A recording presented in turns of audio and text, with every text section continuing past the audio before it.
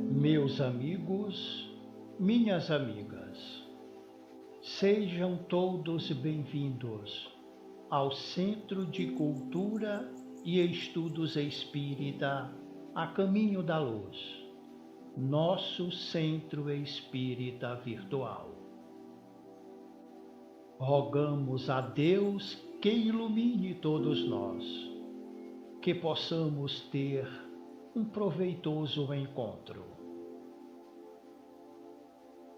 Vamos iniciar afirmando que a obrigação do cristão é ser um trabalhador do bem, dando sua parte, por pequena que seja, na luta por um mundo melhor, e particularmente para aqueles que se dizem espíritas, é ser, entre muitas outras coisas, um trabalhador do bem, dando a sua parte, por pequena que seja, na luta por um mundo melhor.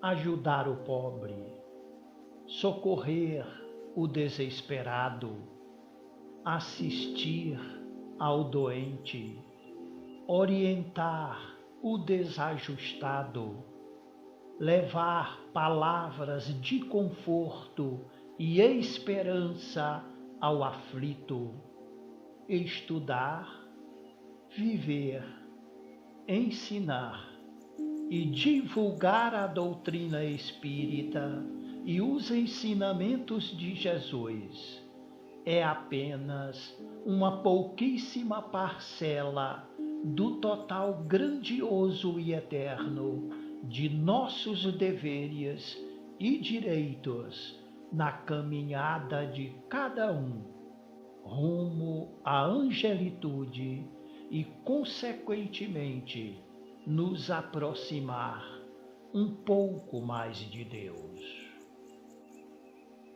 Tudo isso constitui a base do verdadeiro amor por Ele, Jesus, ensinado e exemplificado há 2000 anos atrás. Conheça a doutrina espírita, estudando as suas obras básicas, codificadas por Allan Kardec. O seu título já nos indica tudo. Obras básicas da doutrina espírita. O livro dos Espíritos, o livro dos Médiuns, o Evangelho segundo o Espiritismo, o céu e o inferno e a Gênese.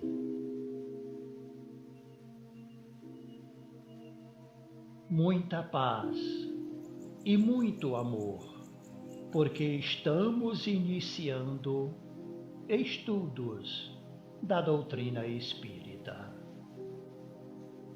dando hoje continuação ao tema inicial referente ao Centro Espírita.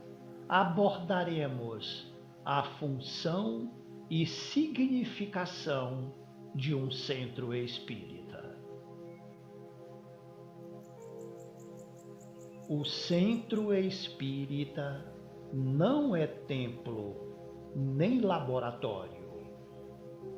Podemos figurá-lo como um espelho côncavo em que todas as atividades doutrinárias se refletem, projetando-se conjugadas no plano social geral, espírita e não espírita.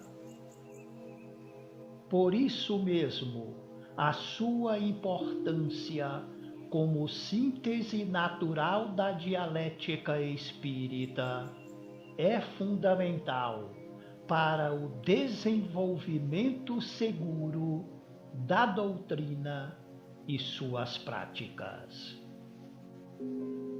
Kardec avaliou a sua importância significativa no plano da divulgação e da orientação dos grupos, explicando ser preferível a existência de vários centros pequenos e modestos numa cidade ou num bairro, a existência de um único centro grande e suntuoso.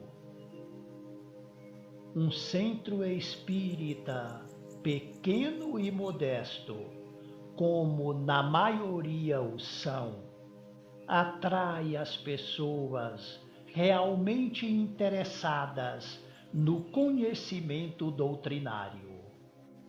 Cria um ambiente de fraternidade ativa, em que as discriminações sociais e culturais desaparecem no entrelaçamento de todos os seus componentes, considerados como colaboradores necessários de uma obra única e concreta. O ideal é o centro espírita funcionar em sede própria para maior e mais livre desenvolvimento de seus trabalhos. Mas, enquanto isso não for possível, pode funcionar com eficiência numa sala cedida ou alugada, numa garagem vazia ou mesmo numa dependência de casa familiar. As objeções contra isso só podem valer quando se trate de casas em que existam motivos impeditivos materiais ou morais. Muitos centros espíritas surgiram do desenvolvimento de grupos familiares, desligando-se mais tarde da residência em que formara. A alegação de que a casa fica infestada ou coisas semelhantes é contraditada pela experiência. Um trabalho de amor ao próximo, feito com sinceridade e intenções elevadas, conta com a proteção dos espíritos benevolentes e a própria defesa de suas boas intenções.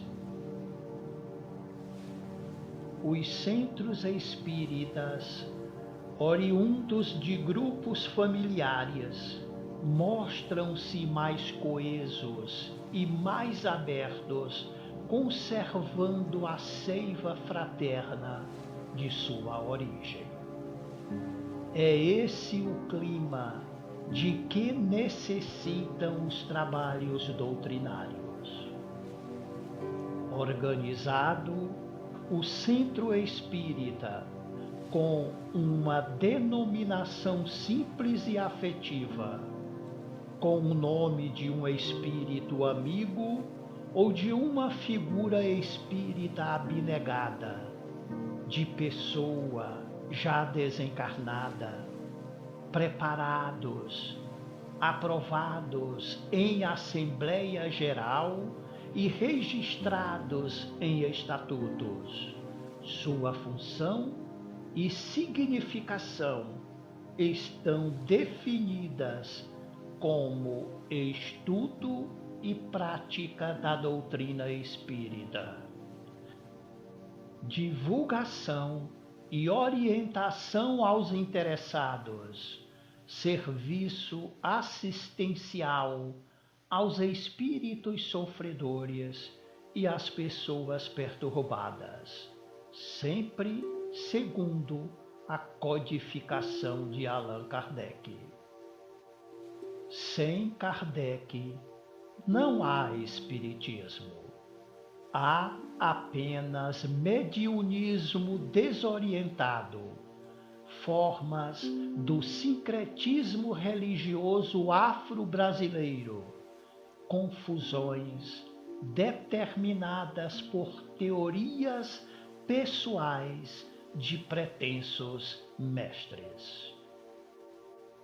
Dirigentes, auxiliares e frequentadores de um centro espírita bem orientado sabem que a obra de Kardec é um monumento científico, filosófico e religioso de estrutura dinâmica, não estática, mas cujo desenvolvimento exige estudos e pesquisas do maior rigor metodológico realizadas com humanidade, bom senso, respeito à doutrina espírita e condições culturais superiores.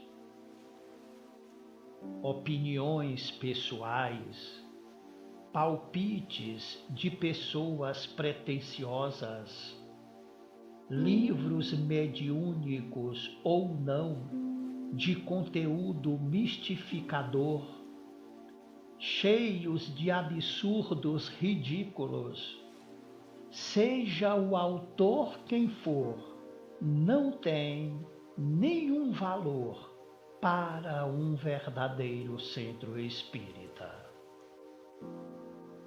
Cada centro espírita tem os seus protetores e guias espirituais que comprovam a sua autenticidade pelos serviços prestados, pelas manifestações oportunas e cautelosas, pela dedicação aos princípios kardecianos.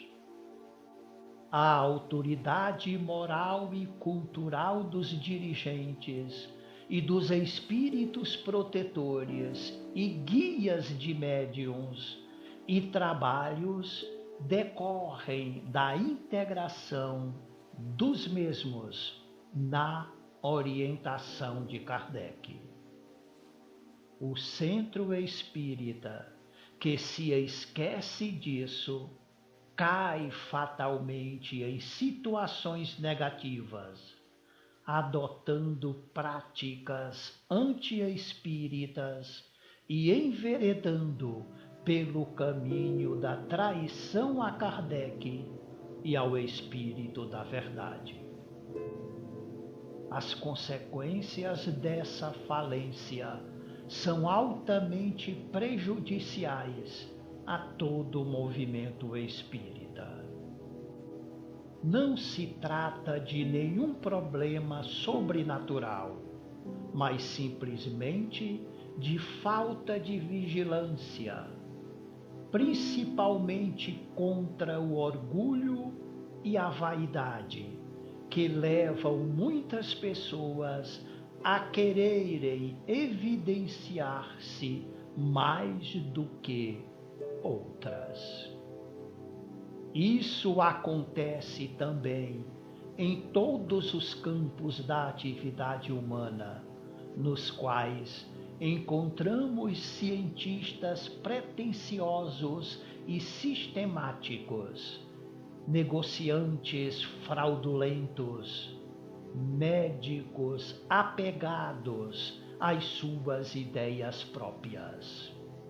A pretensão humana não tem limites e cada indivíduo pretensioso está sempre assessorado por entidades mistificadoras.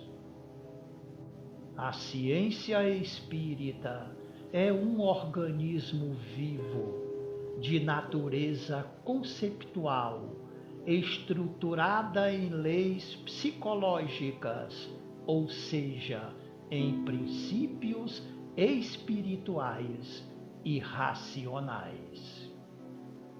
Essa estrutura é íntegra, perfeita, harmoniosa e não podemos violentar um só dos seus princípios sem pôr em perigo imediato todo o seu sistema. No centro espírita, em que essa compreensão da doutrina não se desenvolve, na verdade, não existe espiritismo, mas apenas um vago desejo de atingi-lo. As raízes dessa estrutura conceptual estão no cristianismo, não em seu aspecto formal igrejeiro, mas em sua existência evangélica, definida na codificação kardeciana. Os evangelhos canônicos das igrejas cristãs estão carregados de elementos da era mitológica e superstições judaicas. São esses elementos do passado pagão judeu que deformaram o ensino puro de Jesus, permitindo interpretações flagrantemente contrárias ao que Jesus ensinou e exemplificou.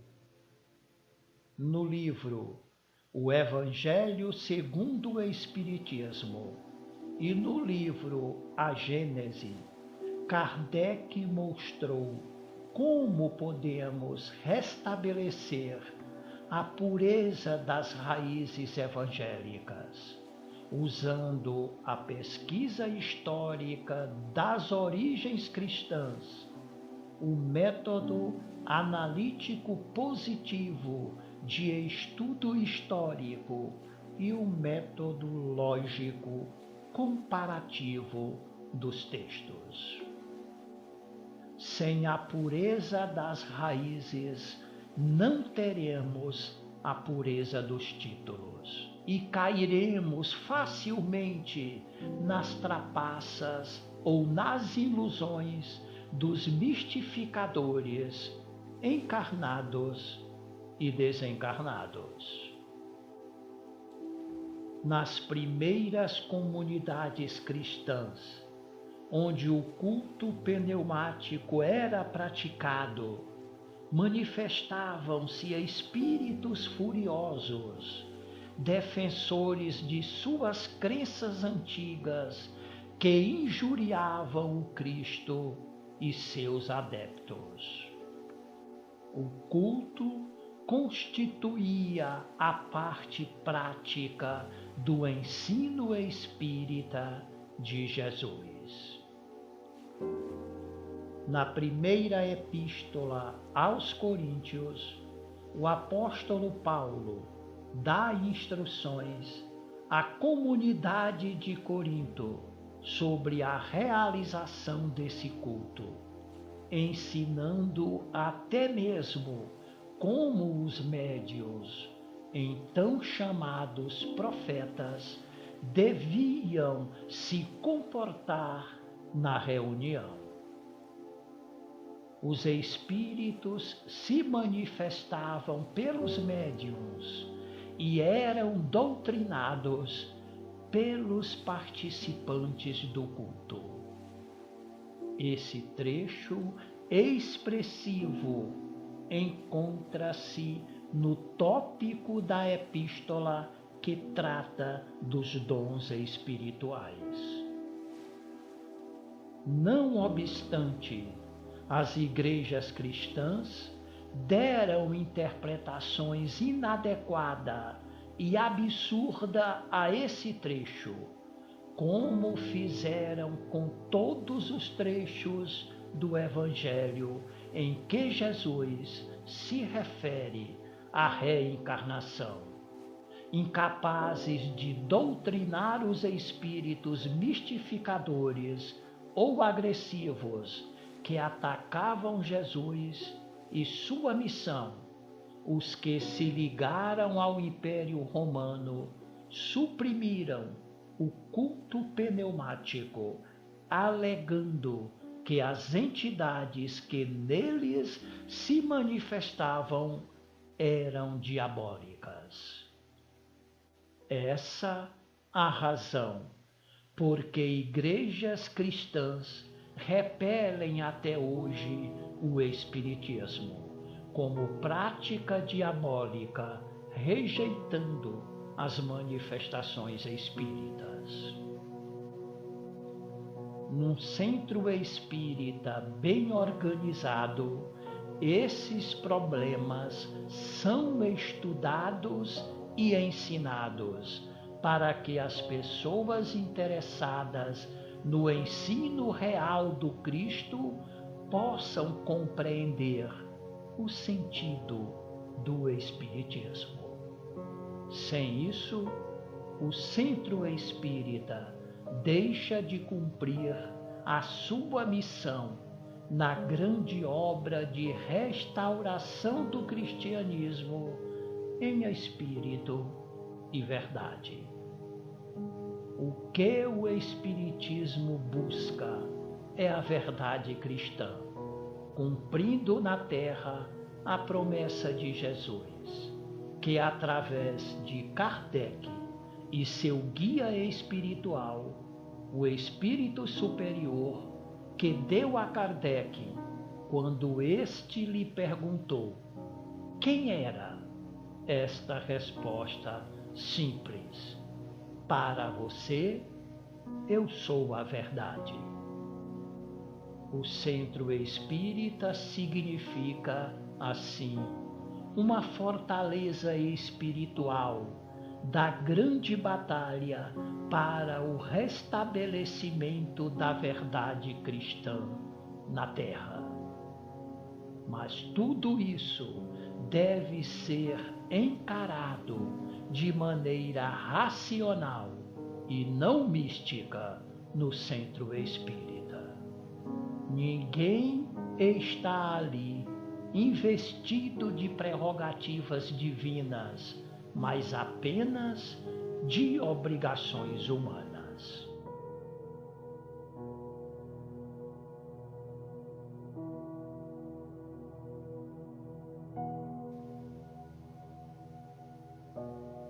No nosso próximo encontro, trataremos de assuntos também relevantes, ainda dentro do tema Centro Espírita. Que Deus ilumine a todos. Até o nosso próximo encontro. Fiquem todos com Deus.